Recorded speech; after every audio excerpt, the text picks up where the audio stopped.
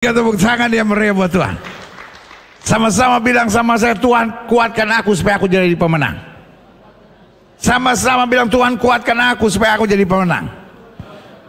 Saudara-saudara yang sedang ada masalah hari-hari ini, saudara-saudara yang sedang menghadapi tantangan hari-hari ini, ketika saudara terima tubuh dan darah Kristus, naikkan doa yang sama, Tuhan berikan kekuatan bagiku agar aku jadi pemenang. Karena proses pergumulan hidup kita itu yang menjadikan kita dewasa. Setuju saudara-saudara? Makanya ada sesuatu yang kelihatannya aneh, maka Yesus dibawa oleh apa? Roh. Yesus tidak dibawa oleh iblis. Yesus dibawa oleh roh ke padang gurun untuk apa? Dicoba iblis. Apa yang terjadi kemudian? Dan setelah berpuasa 40 hari 40 malam, akhirnya apa? Lapar Yesus.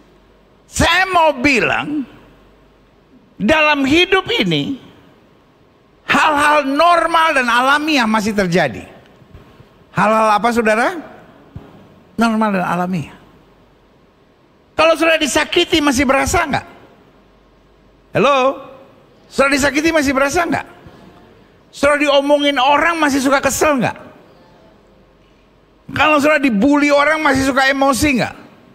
It's normal. Saya ngerti ada beberapa orang nggak mau jawab karena begini, nanti dianggap saya duniawi lagi. Hal-hal normal dan alamiah masih bisa terjadi. Tetapi Alkitab bilang, hiduplah oleh roh, maka kamu tidak akan menuruti keinginan daging. Artinya hal-hal yang normal dan alamiah harus kita kendalikan. Apa saudara? Hal-hal yang normal dan alamiah harus kita kendalikan. Ayat ini bilang, dan setelah berpuasa 40 hari dan 40 malam, akhirnya apa? Ini bukan sesuatu yang mengejutkan. Tidak perlu kita bilang, waduh, puasa 40 hari 40 malam lapar, normal.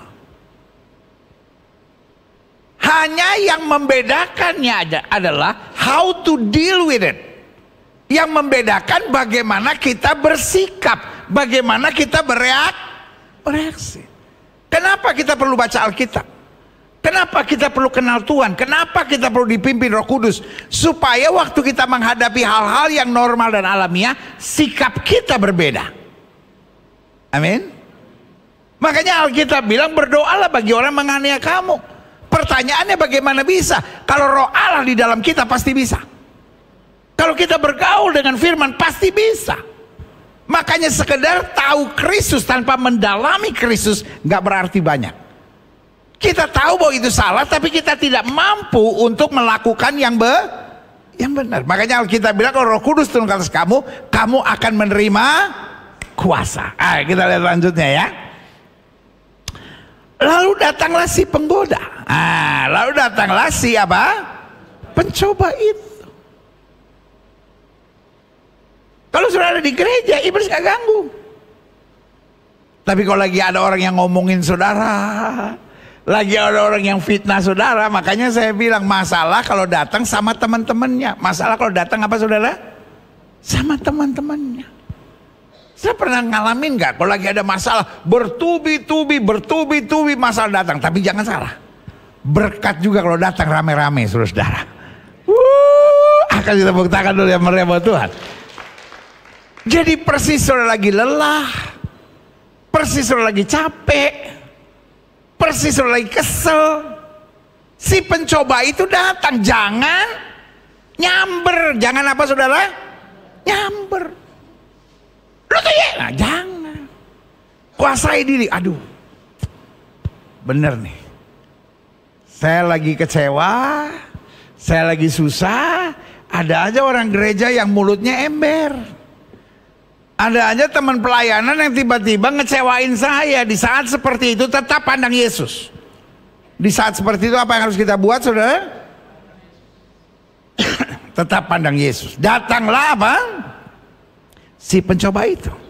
Dan berkata kepadanya, jika engkau anak Allah, perintahkan supaya batu-batu ini menjadi emas. No.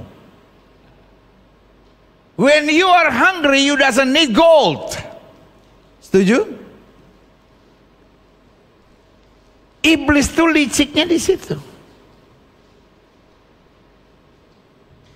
Dia coba memuaskan diri kita dengan cara yang salah.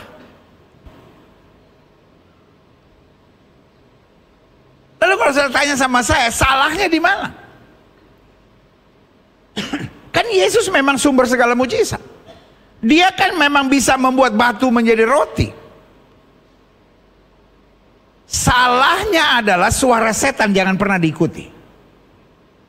Salahnya di mana, saudara? Suara setan jangan pernah diikuti.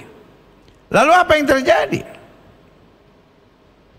Tetapi Yesus menjawab, ada tertulis, haleluya, manusia hidup bukan dari roti saja, tapi dari setiap firman yang keluar dari mulutnya Allah. Dengan lain kata dia mau bilang apa?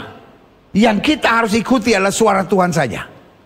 Yang setuju sama saya katakan, yang harus saya ikuti suara Tuhan saja. Siapa yang setuju sama saya yang harus kita ikuti suara Tuhan? Kasih tepuk tangan ya meriah buat Tuhan. Karena kita harus ikuti suara Tuhan, maka kita harus apa, saudara? Sama-sama bilang dengar suara Tuhan. How can we follow if we are not listen? Bagaimana saya bisa ikuti kalau saya tidak bisa dengar? Bagaimana saya bisa dengar kalau saya nggak suka baca Alkitab?